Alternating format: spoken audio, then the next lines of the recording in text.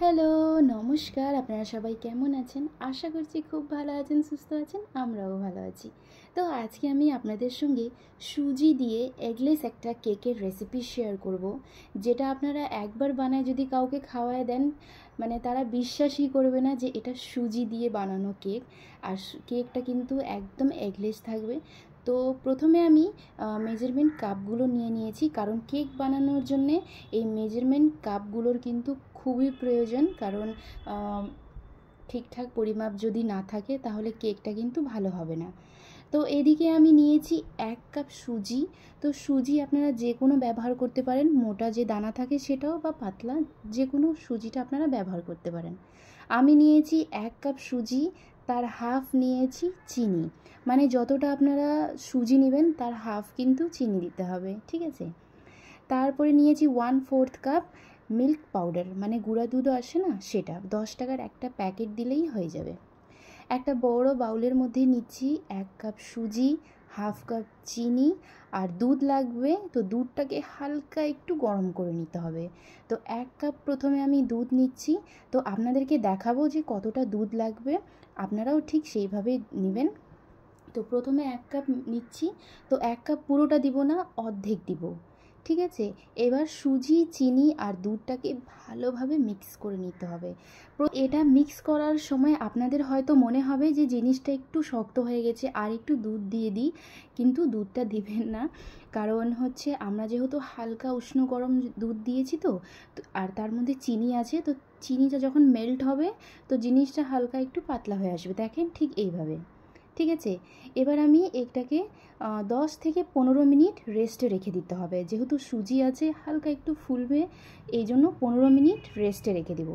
এদিকে আজকে কেকের মধ্যে ব্যবহার করব কিছুটা টুটি ফ্রুটি আর হচ্ছে চেরিস। আপনারা চাইলে পুরোটাই টুটি ফ্রুটি দিয়েও করতে পারেন, বা পুরোটা চেরি দিয়েও করতে পারেন। আমার কাছে আসলে টুটি ফ্রুটি ছিল, তো এই জন্য আমি এটা ব্যবহার করছি। তো টুটি ফ্রুটিটাকে আমি হাফ চামচ নর্মাল যে আটা হয়, যেটা দিয়ে আমরা রুটি বানাই, সেই আটাটা দিয়ে হালকা একটু কোট করে নিচ্ছি। কোট করে নিলে কি হবে, কেকের মধ্যে এগুলো মানে এক জায়গায় গিয়ে বসে যাবে না, গোটা কেকের মধ্যেই ছড়ায় থাকবে। এই জন্য আপনারা যে কোনো ড্রাই ফ্রুটস দেওয়ার সময় হালকা একটু ময়দা বা আটা দিয়ে হালকা একটু কোট করে নেবেন। এবার 10 থেকে 15 মিনিট হয়ে আসছিল, দেখেন সুজিটা কি সুন্দর ফুলে আসছে। এটাকে মিক্সির জারে ট্রান্সফার করে নিব। আর দিব হচ্ছে 1/4 কাপ মিল্ক পাউডার, মানে গুঁড়ো দুধটা। আর ঠিক সেই পরিমাপেই 1/4 কাপ দিচ্ছি কাস্টার্ড পাউডার, আর 1/4 কাপ দিচ্ছি রিফাইন্ড তেল। আপনারা চাইলে ঘি মেল্ট করে দিতে পারেন বা বাটারও মেল্ট করে দিতে পারেন। আমি দিচ্ছি রিফাইন্ড তেল। এগুলোকে ভালোভাবে প্রথমে পালস মুড করে করে এগুলোকে কিন্তু মিক্সি গ্রাইন্ডে একটু গ্রাইন্ড করে নিতে হবে। তার আগে আমি আজকে কেকটা যেহেতু হাঁড়িতে বানাবো, তো হাঁড়িটাকে প্রথমে প্রিহিট করে নিতে হবে। তো হাঁড়িটার মধ্যে আমি লবণ দিয়ে একটা স্ট্যান্ড বসিয়ে উপর থেকে একটা ঢাকনা দিয়ে, যে কোনো ভারী পাথর হোক, ভারী একটা জিনিস দিয়ে চাপা দিয়ে একদম হাই হিটে 10 থেকে 15 মিনিট ছেড়ে দিতে হবে। এদিকে মিক্সি গ্রাইন্ডারটাকে কন্টিনিউসলি চালাতে যাবে না, একটু পালস মুড করে করে, মানে একটু থেমে থেমে মিক্সিটা চালাতে হবে।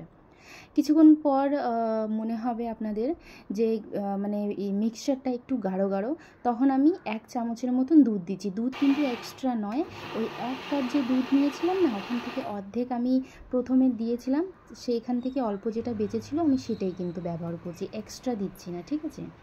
তারপরে আবারও ঢাকনা লাগায় পালস মুডে আমি মিক্সিটা গ্রাইন্ড করব। এবার আবারও ঢাকনা খুলে 2 মিনিট করে করে আপনারা মিক্সি গ্রাইন্ডে করে নেবেন।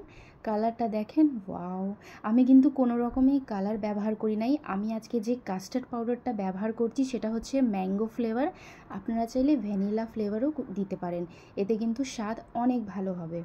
এবার আমি আবারও ওই কাপের মধ্যে 1 চামচের মতন দুধ ছিল, সেটা পুরোটাই ঢেলে আবারও ঢাকনা ঢেকে 2 মিনিট পালস মুডে কিন্তু মিক্সিটা চালিয়ে নিচ্ছি। দেখেন কিছুক্ষণ পরেই মনে হবে যে খুব সুন্দর একটা স্মুথ একটা ব্যাটার হয়ে যাবে।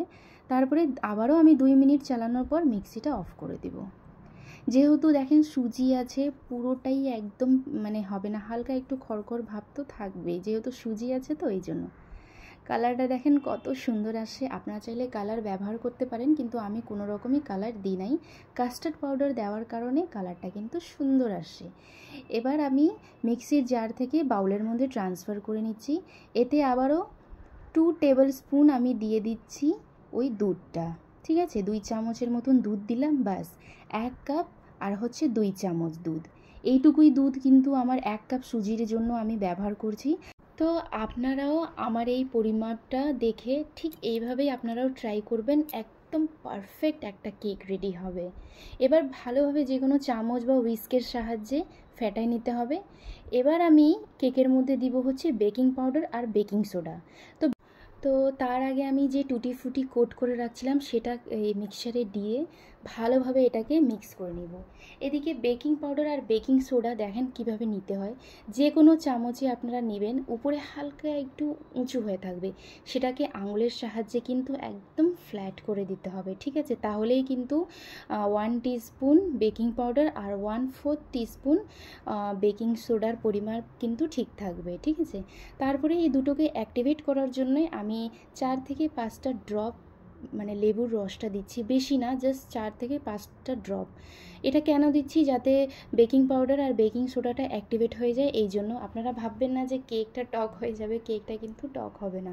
এবার আমি একটা কেক মোল্ড নিচ্ছি, তাতে হালকা একটু তেল ব্রাশ করে বাটার পেপার দিয়ে দিচ্ছি।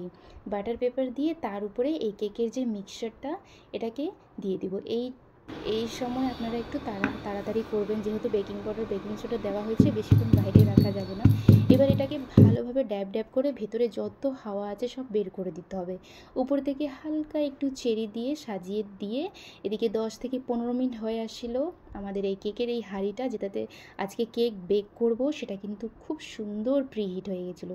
এবার কেকটা দিয়ে একদম হালকা হিটে 1 ঘন্টা ছেড়ে দিতে হবে। উপর থেকে ঢাকনা ঢেকে তার উপরে যে কোনো ভারী জিনিস দিয়ে চাপা দিয়ে রাখবেন, নাহলে সাইড দিয়ে হাওয়া ঢুকলে কেকটা কিন্তু ঠিকঠাক বেক হবে না। আমি চলে এসেছি 1 ঘন্টা পর। এবার ঢাকনা খুলে দেখাচ্ছি, আমি নিজেই অবাক হয়ে গেছি, এত সুন্দর কালার আসছে যে কি বলবো। আপনাদেরকেও দেখাচ্ছি। আপনারা কিন্তু মাঝখানে আঁচটা কিন্তু কম বেশ করতে যাবেন না। এই যে দেখেন কেকটা, ওয়াও কত সুন্দর আসছে, আমি নিজেই অবাক হয়ে গেছিলাম। তো এবার যে কোনো টুথপিক বা চাকুর সাহায্যে প্রথমে মিডিলটা চেক করব। তো আমার চাকুটা কিন্তু একদম ক্লিয়ার বেরোয়েছে, তার মানে কেকটা কিন্তু কুক হয়ে গেছে। আর সাইডেও একবার চেক করে নিলাম। এবার এটাকে বের করে হালকা একটু ঠান্ডা করে নিব। এই তো রেডি হয়ে গেছে আমাদের এগলেস সুজি দিয়ে কেক। মানে কেউ ধরতেই পারবে না যে এটা আমি সুজি দিয়ে বানিয়েছি। তো আমি আপনাদেরকে একদম গরম গরমই ডিমোল্ড করে দেখাচ্ছি। দেখেন কত সহজে কিন্তু উঠে আসছে। প্রথমে সাইডেরগুলো ছাড়িয়ে নিতে হবে, আমার কিন্তু সাইডগুলো একদম ছেড়ে ছেড়ে আসছিলো, খুব সুন্দর কুকড হয়েছে, ঠিক আছে। এবার নিচে যে বাটার পেপার ছিল সেটাকে বের করে দিচ্ছি। দেখেন কত জালিদার আর একদম সফট হয়েছে কেকটা।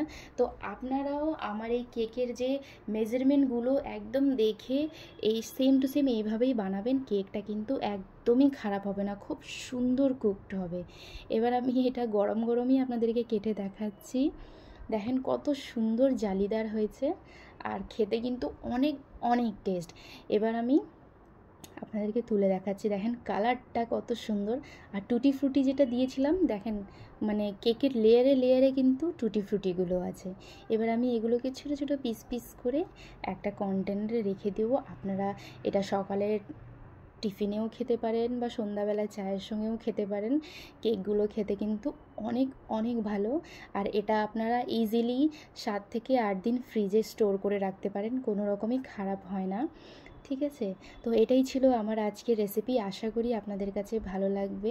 ভালো লাগলে প্লিজ আমার ইউটিউব চ্যানেল madhav.priyanka vlog একটু সাবস্ক্রাইব করে দিবেন আর ভিডিওটাকে একটু বেশি বেশি করে শেয়ার করে দিন। আমার ফেসবুকেও পেজ আছে madhav.priyanka vlog, প্লিজ সেটাকে একটু ফলো করে দিন। ভালো থাকবেন, সুস্থ থাকবেন, আমাদের চ্যানেল madhav.priyanka vlogের সঙ্গে থাকবেন। দেখা হবে আবারও আপনাদের সঙ্গে নতুন ব্লগ ভিডিও রেসিপি নিয়ে। Thank you, tata.